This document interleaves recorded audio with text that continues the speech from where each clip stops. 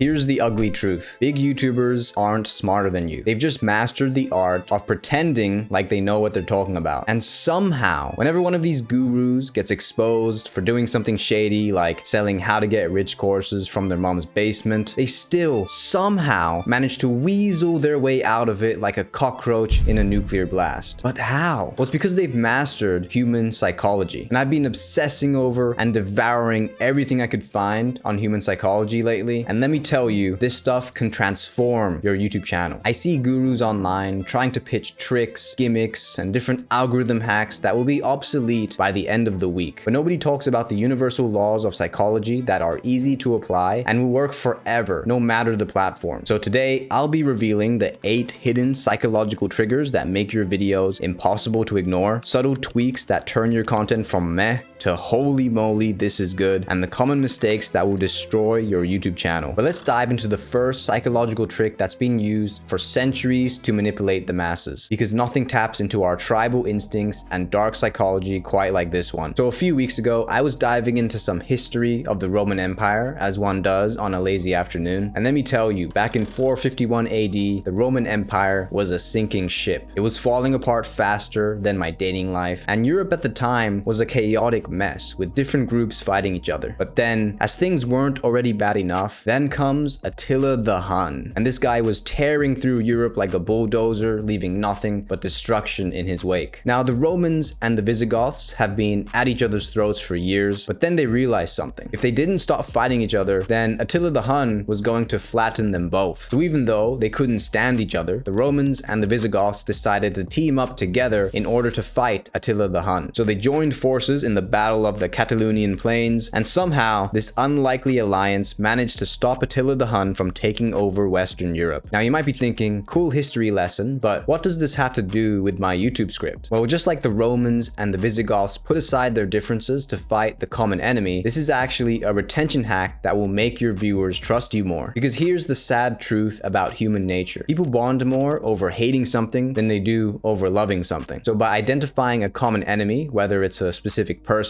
a trending idea, or some bad advice, you rally your audience together in order to fight this thing. And it makes your video way more persuasive. And by doing this, you position yourself as the leader that everyone else can rally behind, ready to take on the big bad thing that's coming your way. And you see this a lot with examples today. Think about the World Economic Forum, the Matrix, Big Pharma, and big government. People like to blame things because it's easier than looking at their own problems. So you can take the same strategy and create a common enemy that you and your audience can fight against. Look at how Andrew Tate talks about the Matrix. Today I'm going to teach you about the Matrix. And how Iman Gadzi talks about the puppet masters. The system was built with the interest of its creators in mind, rather than the interest of the students that go through the systems themselves. And notice how these are always vague enemies that no one can really find, like the Illuminati, which makes it more mysterious and unable to be disproven. Now these are more silly, general examples, but I also use this trick in this video. Gurus online trying to pitch tricks, gimmicks, and different algorithm hacks that will be obsolete by the end of the week. People don't like gurus, so by talking against something that everybody already hates, I build trust with you because we both share that same dislike.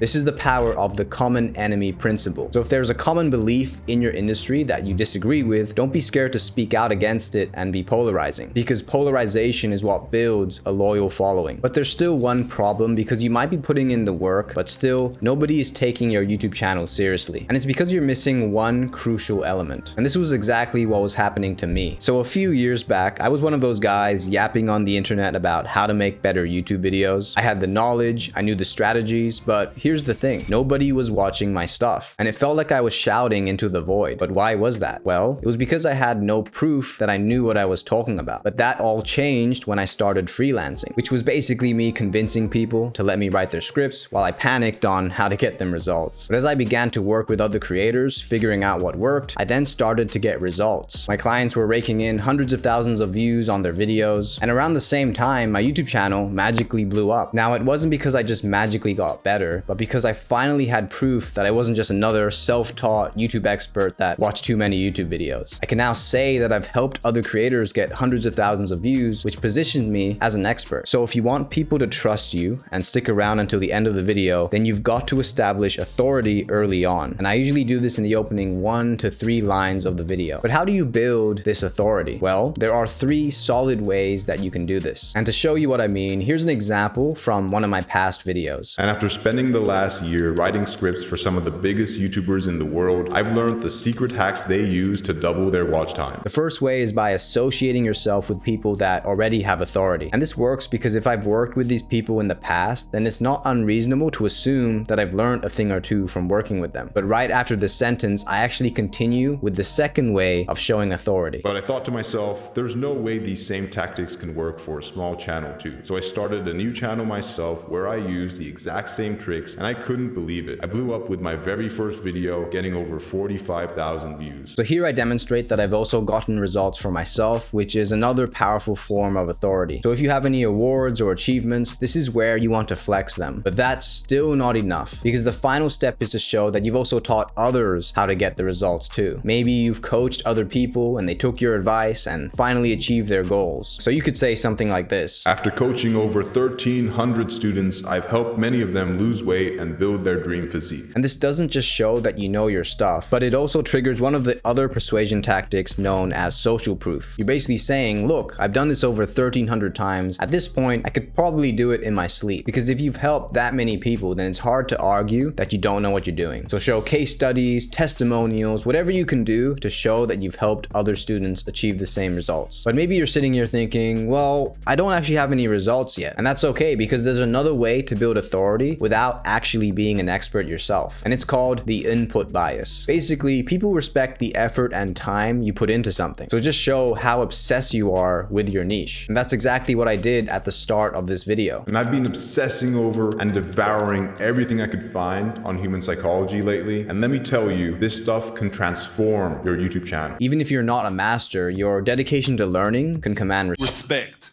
But moving on to the next psychological hack, and this one is kind of funny because what if I told you that at one time people were willing to sell their homes for a flower? You'd call me crazy, but this was actually the case in the Netherlands back in the 1600s because the Dutch were absolutely bonkers over tulips. You know those little flowers you buy for your mom on Mother's Day? Well, back then tulips were super rare and everybody wanted in. People sold their homes, drained their savings, all for the chance to get one of these little flowers. And this sounds ridiculous now, but the scarcity made the tulips insanely valuable. The more people wanted them, the more their price went up until boom, the market crashed and people were left with these flowers that were worth nothing. But the problem wasn't in the tulips themselves, it was in the perceived rarity. Because when something feels scarce, we instantly think it's more valuable, even if it's just a little flower. But man, people back then were so dumb. Good thing we're way smarter now, spending our money on things like Logan Paul NFTs and Rizcoin.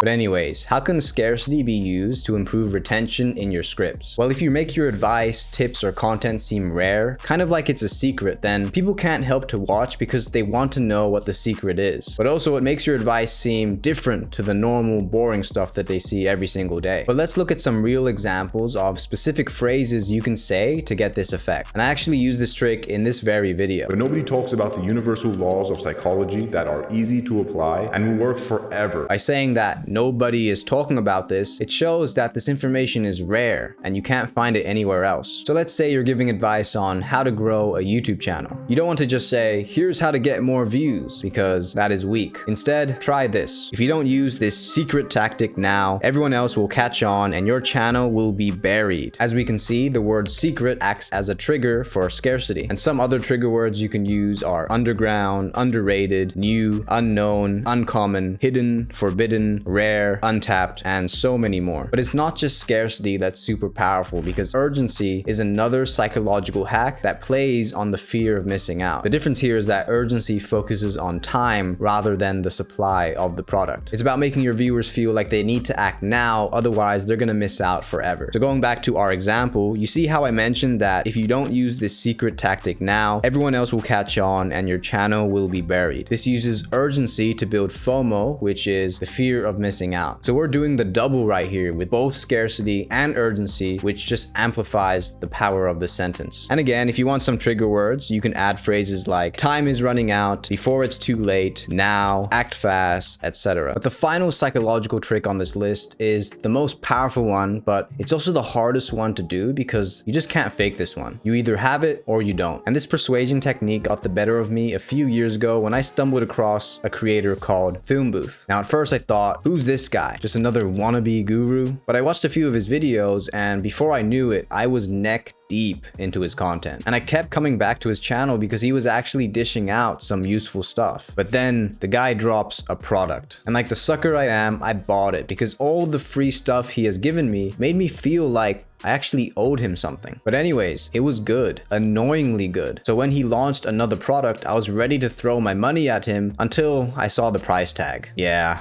no thanks, Ed.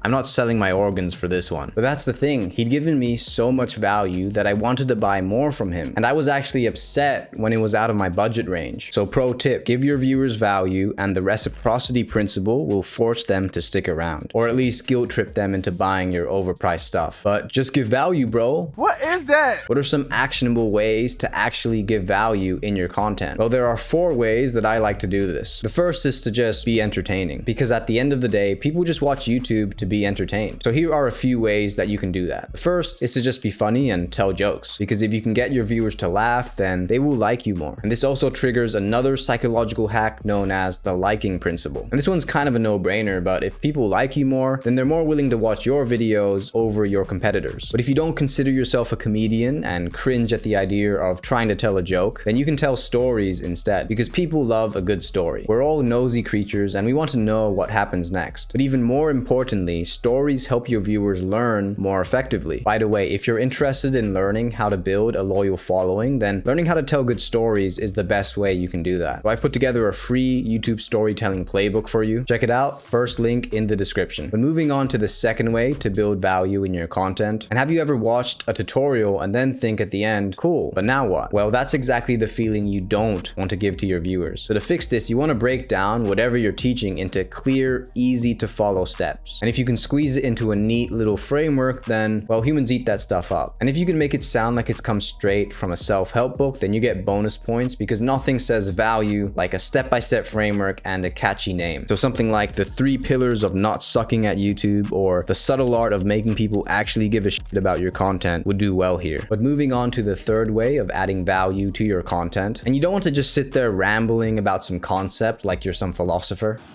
Accidents, crimes. Instead, show them examples of how it's actually done. Break down what's working and make sure they understand how to actually apply it to their own content, which leads us to the 4th way, and all you have to do is understand one rule. Everyone loves free stuff. So give your audience tools to make their lives easier, whether it's a template, a guide, or a checklist. They'll think, wow, this guy actually knows their stuff, and they might actually start thinking about the paid products that you have to offer. Now, earlier I mentioned the importance of storytelling when it comes to getting more views, but nobody ever tells you how to actually write a good story for YouTube. So check out my video on the storytelling hacks YouTubers use to hook you.